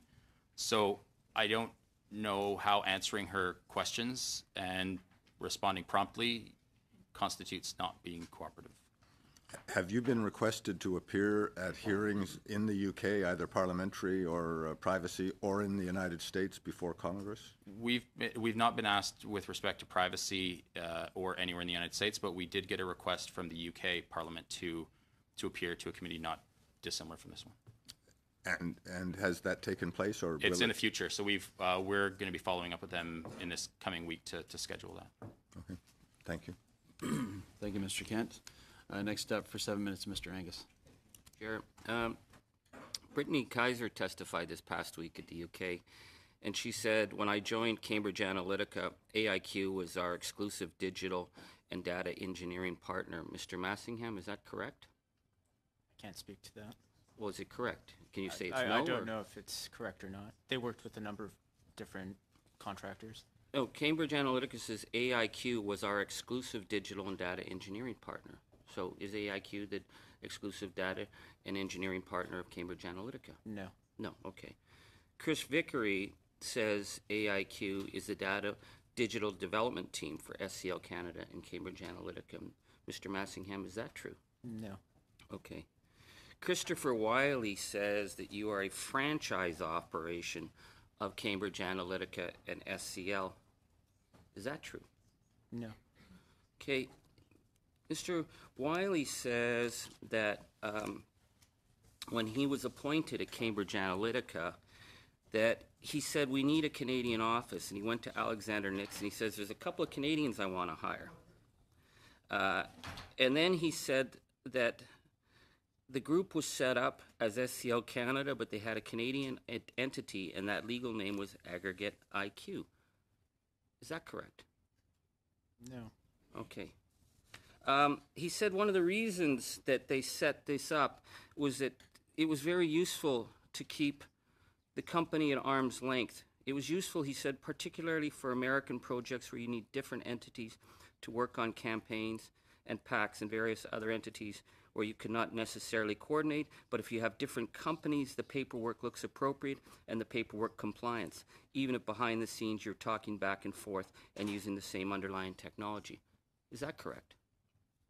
Sorry, what was the question? The question is, he said that they were set up to keep you at arm's length because it was useful in order to make sure that the paperwork compliant, particularly with American projects. I don't believe that's correct. Okay. So up until March 2017, SCL had a phone that went directly to you, Mr. Massingham, as their head of SCL Canada. Is that correct? It's come to my knowledge that that was the case. Okay. How do you get a phone that's from a UK office that goes directly to you? If you're not, like, did the phone ever ring? No. Okay. It was Mr. It was my personal phone. Yeah. It was your personal phone. So SCL had that. Christopher Wiley also testified that you guys have been very careful about being technically precise, but that you were, quote, using weasel words. Would that be correct? I don't believe so, no. No, you wouldn't. I guess what I'm wondering here is that everyone else must be involved in an amazing conspiracy against you, Mr. Massingham. They're accusing you of being a part of Cambridge Analytica, which you said you didn't know existed until during the Nigeria campaign. Mr. Wiley said he helped set you up, which you said isn't true. SCL Canada lists you as their head of Canada services, which you say is not true. You had a phone that went directly to you. So why is everybody against you, Mr. Massingham? I'm not sure. I can only speak to the work that we do at Aggregate IQ and that what Jeff and I have done together. I guess because that takes me back to the question of the Brexit campaign, which the question is this is a spectacular success story of, again, this unknown company above a optometrist shop in Victoria that got all those campaigns, all that money, coordinated it. They said that you were set up as a proxy money laundering campaign. Is that true, Mr. Massingham? No. You know, the great thing about being in Parliament, when you speak at our committee, it's parliamentary privilege. You can't be sued for what you say, Mr. Massingham. They can't use it against you in court. So I'm not sure why you expect us to believe that all these people are making stuff up about you when you could just explain to us why you were set up with SCL and what your direct role is with SCL and Cambridge Analytica, because the idea that this is all a series of isolated companies that had nothing to do with each other, you didn't know each other, you just happened to be working on all the same projects, and you are listed as SCL Canada. Why don't you just tell us what you're covering up for SCL Canada, Mr. Massingham? Why are you taking the fall for these guys? We're not taking the fall Mr. for Massingham anyone. is listed. You're not listed as the head of SCL Canada. Mr. Massingham is. I want to know how that happens. Mr. Angus, I can't speak to what marketing materials they've put out or what they do with my contact information, but I can tell you we are not a part of SCL or Cambridge Analytica. Really? Okay. So I would suggest then that there's been an incredible international fraud perpetrated here against you, Mr. Massingham, that I look at your name and it's the head of SCL Canada by a reputable British company that's been involved in all kinds of international work, that they had a phone that led right to you.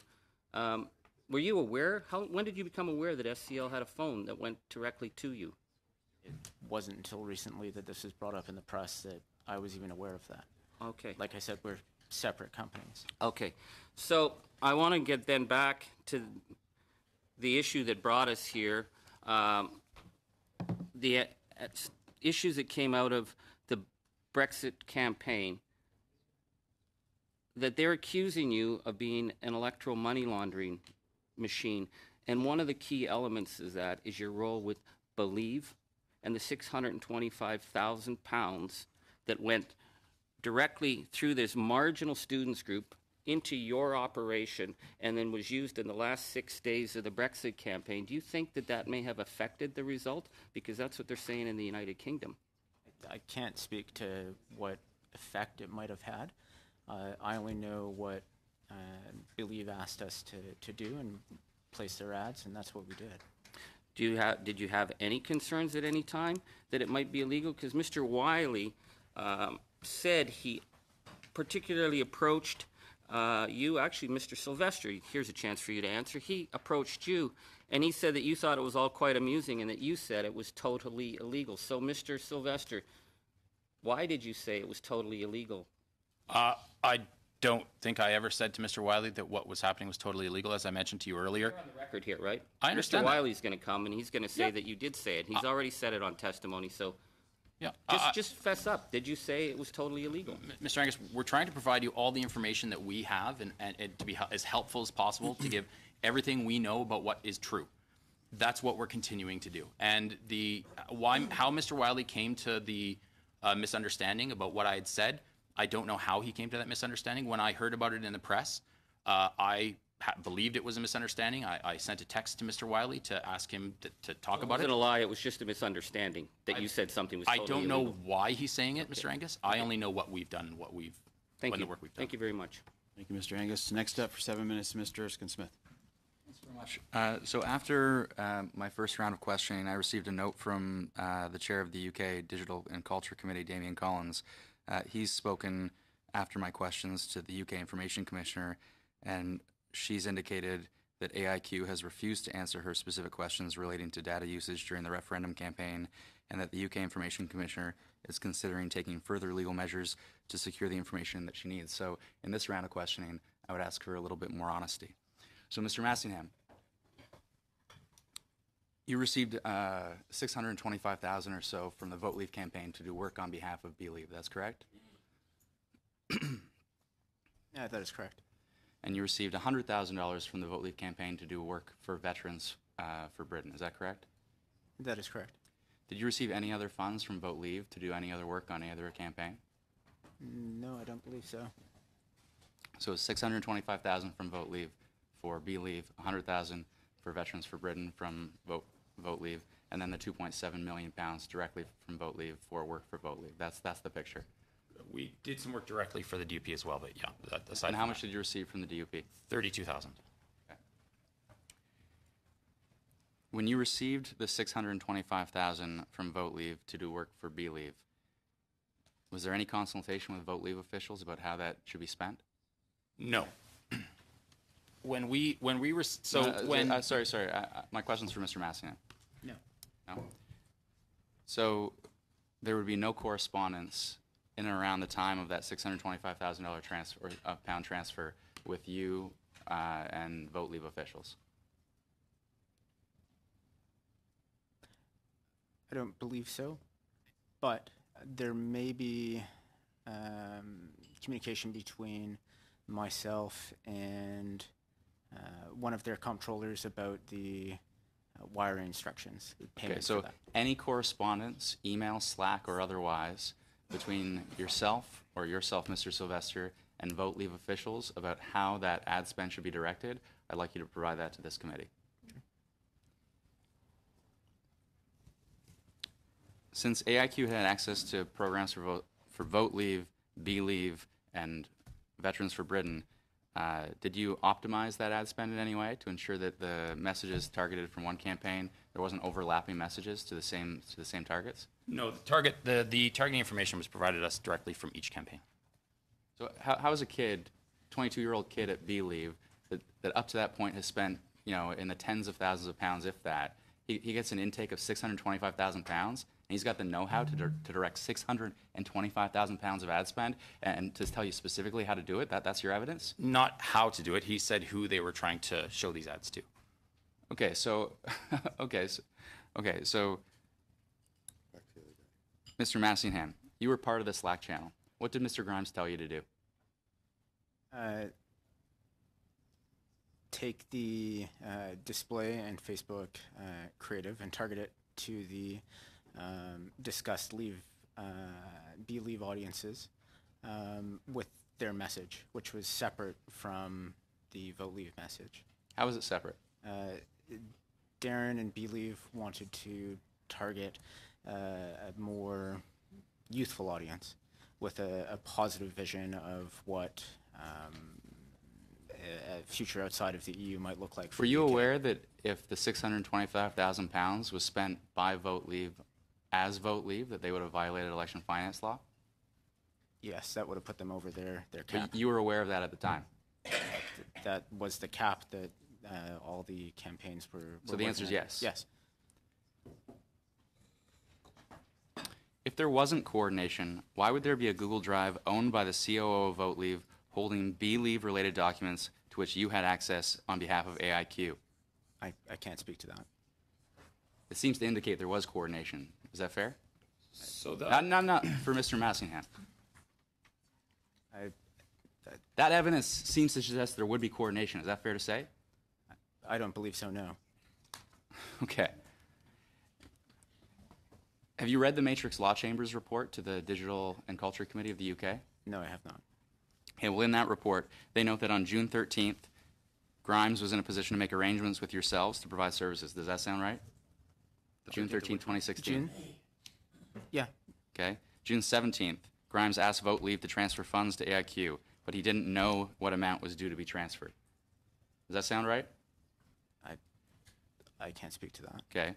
On the same day that Grimes asked Vote Leave to transfer the funds, AIQ provided an insertion order for services which corresponded to the amount of the transfer to AIQ made by Vote Leave. So here's what I don't understand. In very short periods of time, this is according to the law report, between the offer of donations by Vote Leave and the conclusion of advertiser agreement and insert orders between Grimes and yourselves, the surprising similarity between the sums donated and the contractual obligations ostensibly already undertaken by Be Leave to AIQ. How is this not a coordinated campaign? Mr. Massingham. Well, I was trying to provide you the information with respect to the invoices and such. No, Mr. Massingham. Based on I mean, we're talking in some cases 22 minutes between the offer and asking for it to be paid by AIQ. So Mr. Grimes is asking $625,000 to be spent. He doesn't actually know what the ad spend, what he's going to receive yet, and he's directed you to do an ad spend, and somehow gets the exact same amount from Vote Leave immediately thereafter to coordinate the ad spend with you. How is this not a coordinated campaign between Vote Leave and Be Leave? I'm not sure. Who was your point of contact with Veterans for Britain? David Banks or Will Carver.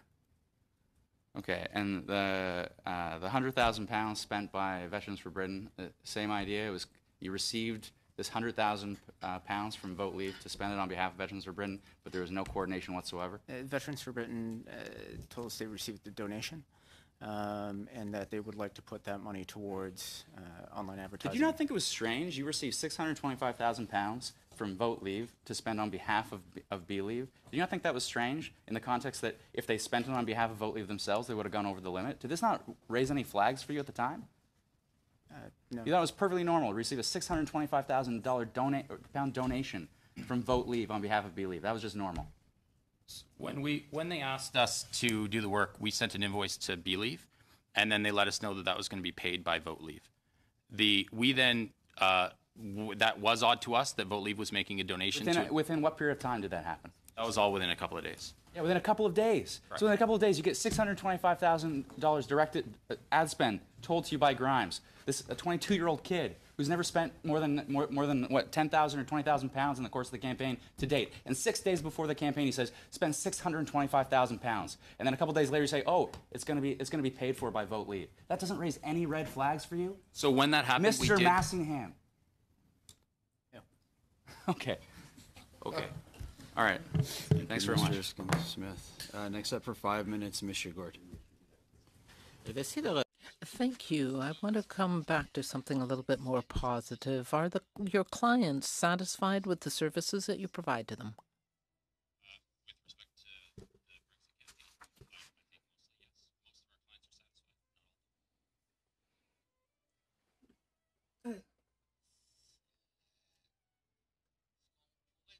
What we could say is that your company works very quickly.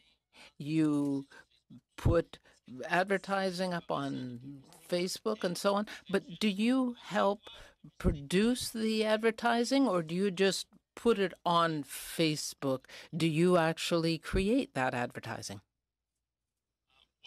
So the clients will come to us with their vision, their message, the things that they want to talk about. They'll oftentimes have images to go with it.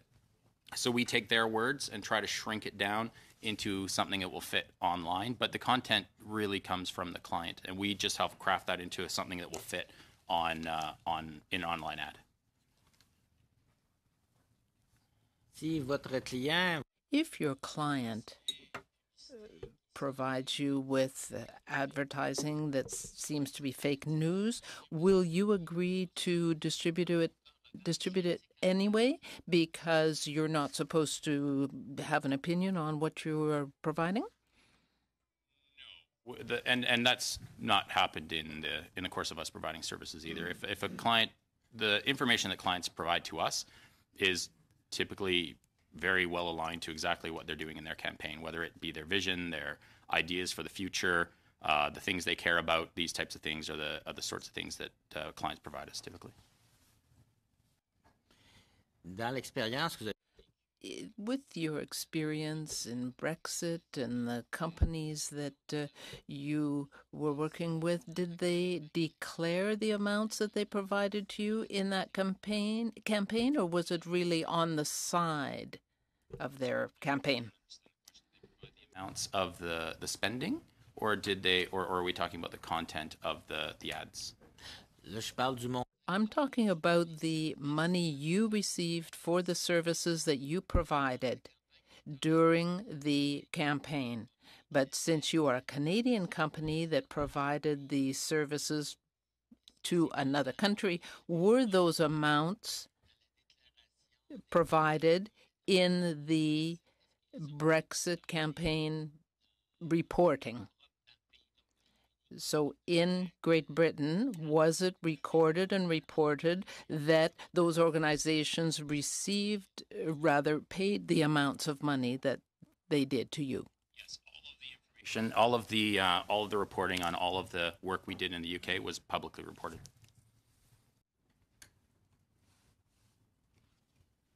Merci. Thank you. Next up for 5 minutes, Mr. Bayless.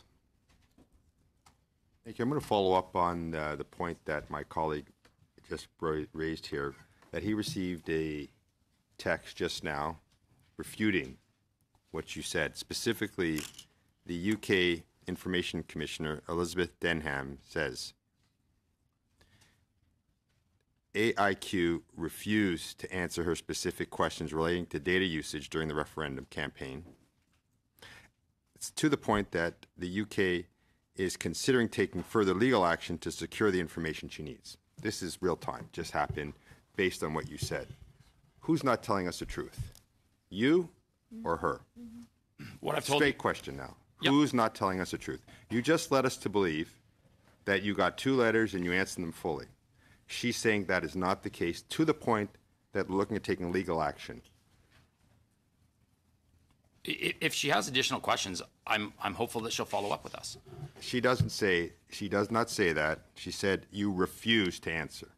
So she doesn't have additional ones. She has the same ones that you refuse to answer. Is she not telling us the truth, or are you, Mr. Sylvester, not telling us the truth?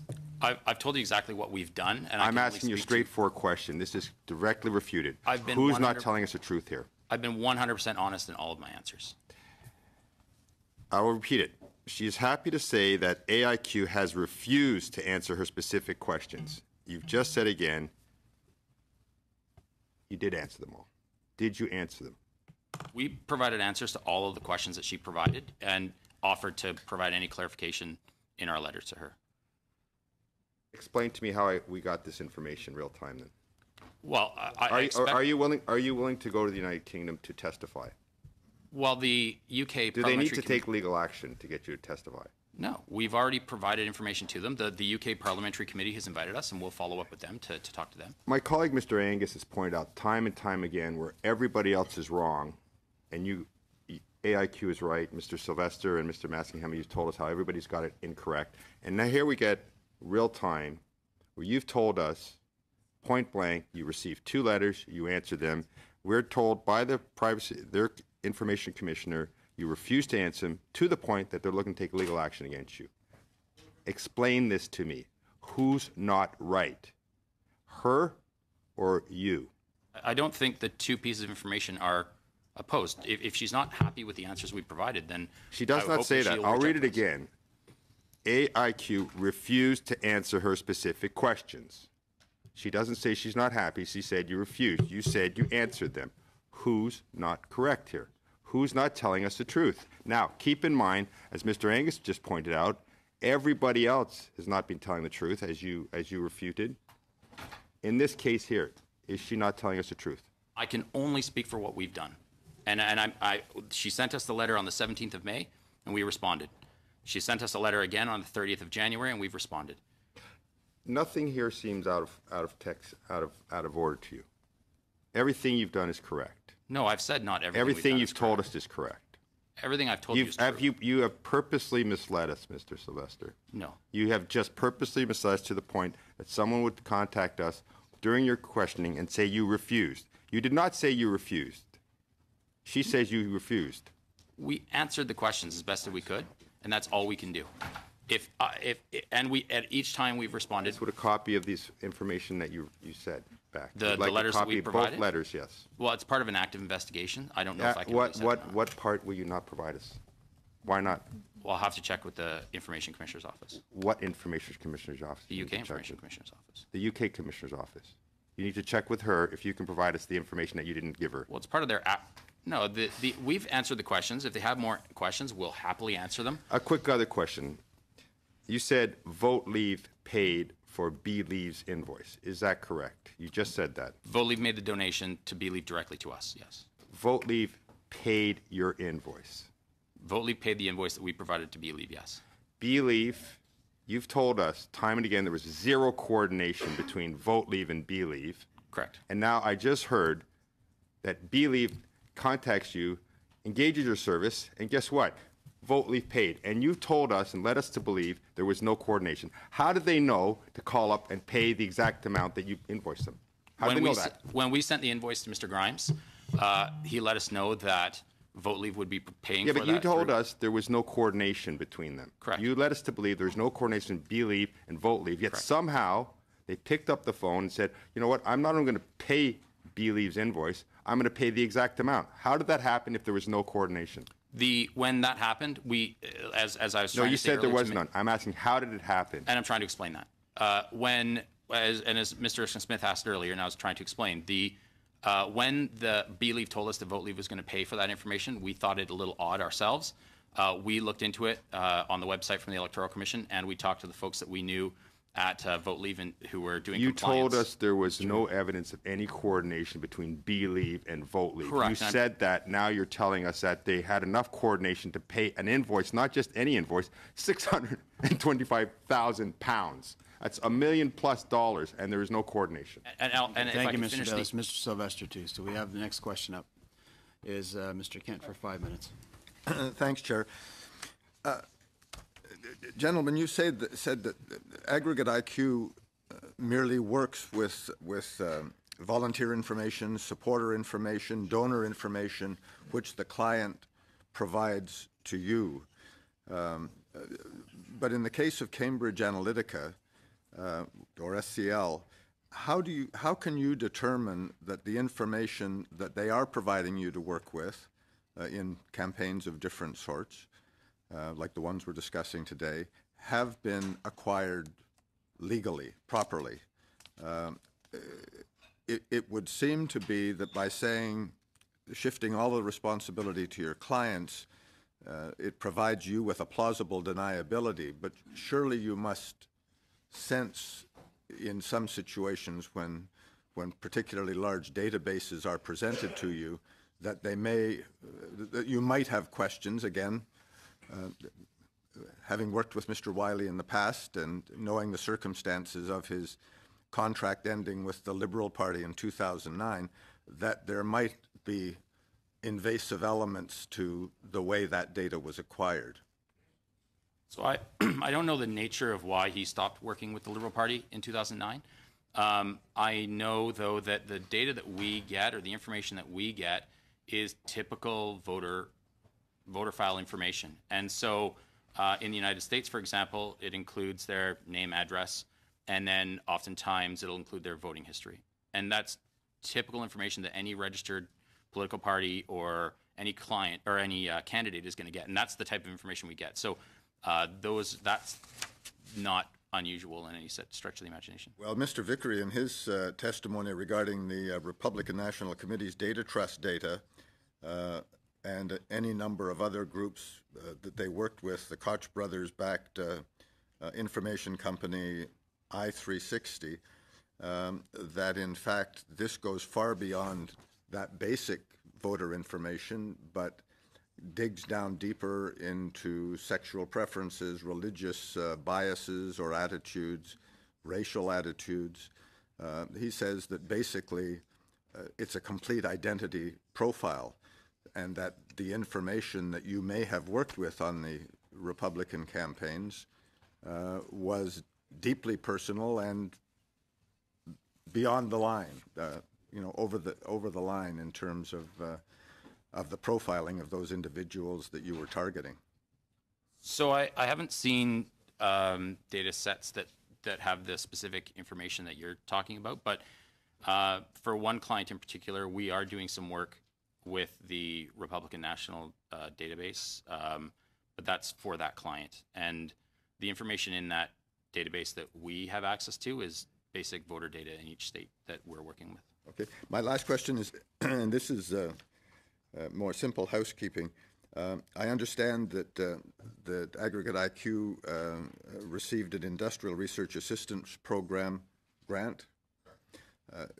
Would you be willing to provide the committee with a list of the names of the individuals you communicated with regarding the application and awarding of that grant? We worked with the NRC, with an industrial technology advisor, in order to complete that grant, and went through a very rigorous process with them. So I think all of that information is available through NRC. And the program, the work that was done with the benefits of that grant funding was of what we nature? made a reporting platform that took information from whether it be online advertising or door to door, and to just gauge a general idea about how a campaign was performing in that time. We've not deployed that program yet, but we're looking forward to doing that in the near future. Is that available for client purchase in Canada? Not for client purchasing, but for licensing. But we've not been able to do that yet. So. You haven't approached any political No, parties? we've approached people, and we have had someone we thought was going to move forward with it. They opted not to, and recently we had a few more, and they've opted to delay for the time being. And obviously you would be discreet and not share with the committee who those potential clients might have been. Well, we do owe confidentiality Yes, to our clients. I understand. Unfortunately. Thank you. Thank you, Mr. Kent. Next up for 5 minutes, Mr. Saini. I just want to ask you a question.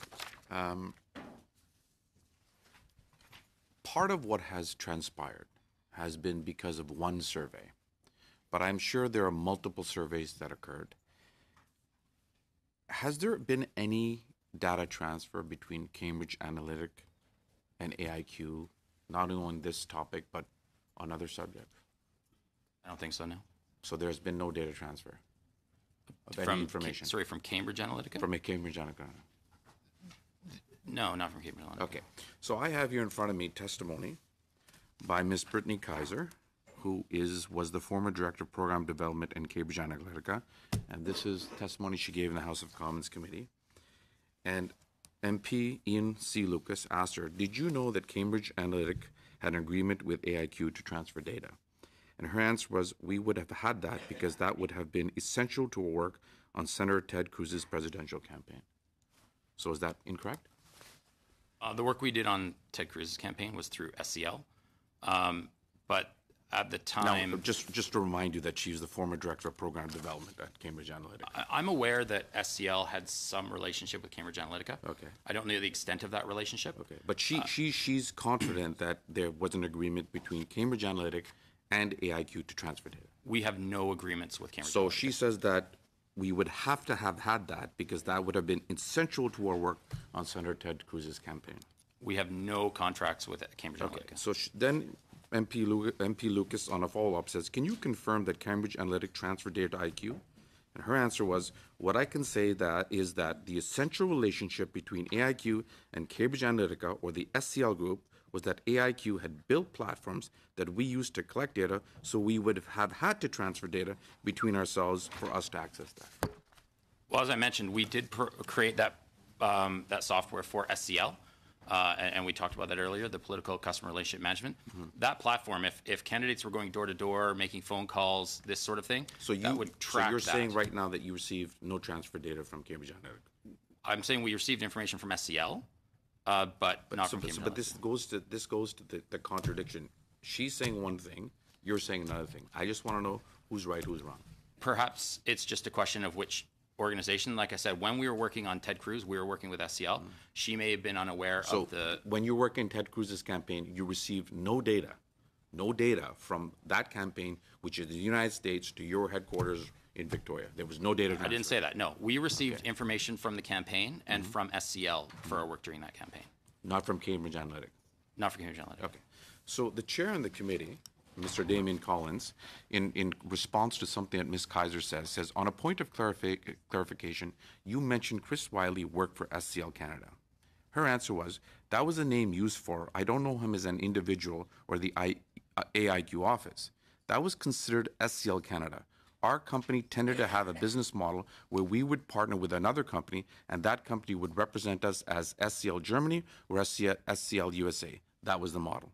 His response was, so as far as you're concerned, SCL Canada and AIQ are the same thing. Her response was, I believe so, yes. So, I think all of us have sort of gotten this periphery of you guys being SCL Canada. Everybody that knew you or contacted you to work with you considered you SCL Canada.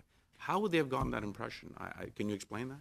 So the work we did for SCL, as I said, came through SCL. I can't control how they speak about us within their company, but we've represented ourselves as Aggregate IQ always. Okay.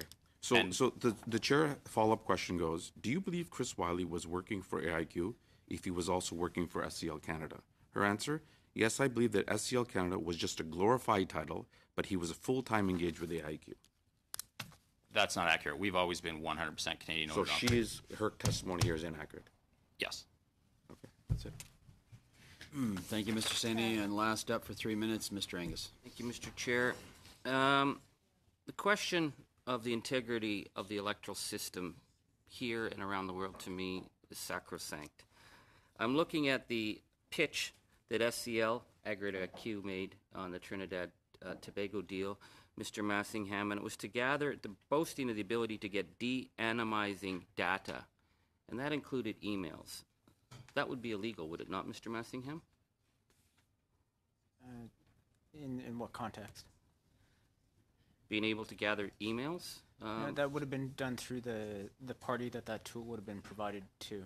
Okay, so that was SCL working with Aggregate IQ in Trinidad. In Nigeria, your friend company, SCL, working with you in Cambridge Analytica, was also involved with a rogue Israeli ops team that included gathering private medical records and emails. You would be aware, if you were involved in that would be illegal, right, Mr. Massingham? I have no knowledge of that. You have no knowledge of that. Because what Chris Wiley says is that people were getting very concerned. They were getting panicked phone calls. He said, my predecessor was found dead. One of my coworkers had a massive head injury and is missing part of his skull. People get hurt at this firm. Given that they work with the Israeli private intelligence firms, whatever you do, whatever you pay them, this is why so many people are genuinely afraid to come forward and talk about the firm, because it is that intimidating. Mr. Massingham, you're listed as the head of SCL Canada. Do you want to continue to tell us that you're not the head of SCL Canada? Not the head of SCL Canada. Okay. So, to the next step of questions of illegality is going back to Believe, which is on the same Google Drive as the Vote Leave, which £625,000 was transferred and spent in the final 6 days, which the British Parliament is investigating whether or not that was illegal. And yet, when you were spoken to this by Christopher Wiley, they said, and this is a verbatim quote, Jeff Sylvester saying it was, quote, totally illegal. He said, they found it amusing. That's you and your partner there. Because you have to remember, this is a company that has gone around the world and undermined democratic institutions in all kinds of countries. They could not care less as to what their work is compliant because they like to win. I put it to you that if you've been lying to our committee and that you can't even answer your relationship with SCL Canada, you should not be involved in any way in elections because of your total disrespect that we see at our committee here. You know, we may seem like a quaint little operation, but we represent the people of Canada. And Mr. Massingham, when we asked direct questions about how you could have had a phone directed to you as the head of SCL Canada, and you said you weren't aware of that, that just beggars belief. I can't see how anybody give you a £625,000 campaign, let alone a £5 million campaign, if you didn't even know that you had a phone listing you as the head of another company. Don't you have anything to tell us, Mr. Massingham? No. Thank you. Thank you, Mr. Angus. And we're at the end of our questions. I have one question for you left outstanding, I believe. Were you ever part of or involved in coordinating or organizing multiple clients' ads for the same or similar campaigns? Sorry, were we involved in coordinating between the clients, or just that we worked with the clients? That you were, I'll state it again just so it's clear. Were you ever a part of or involved in coordinating or organizing multiple clients' ads for the same or similar campaign? Yes or no? No, I don't believe so. Thank you. I just would say, as the chair of this committee, I think we're all saying the same thing, and we're all concerned. Something doesn't smell right here. And I just would, I would challenge the AIQ to do the right thing. Anyway, that's the end of our testimony today, and I'd like to thank everybody for your questions, and thank you for appearing today.